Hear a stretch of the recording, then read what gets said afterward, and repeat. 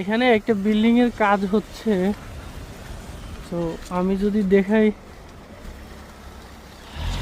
দেখেন কত বড় বড়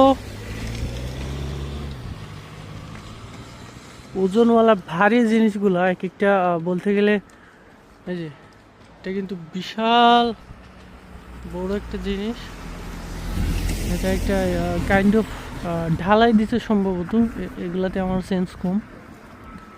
হ্যাঁ, আমাদের দেশে ব্রিজগুলো যেভাবে বানানো হয়, সো এক একটা পার্ট আর কি, পার্ট ঢালাই দিয়ে অন্য জায়গায় রেখে ওই মাপ অনুযায়ী নিয়ে তারপর বসানো হয়।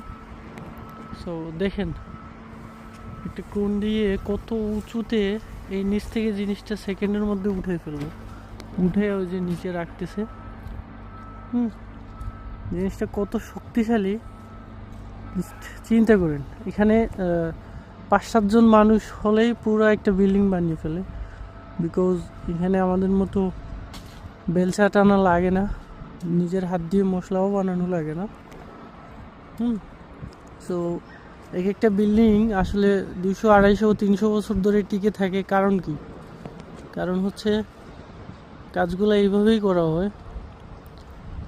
হ্যাঁ, নিচে পাইলিং করে অনেক নিচ থেকে তোলা হয়। বিল্ডিংটা এখানে যতটুকু জায়গা নিয়ে দাঁড়াই আছে, একটু দেখাই, ঠিক ততটুকু জায়গা এটা নিচে থেকে কাজ শুরু করে নিয়ে এসেছে।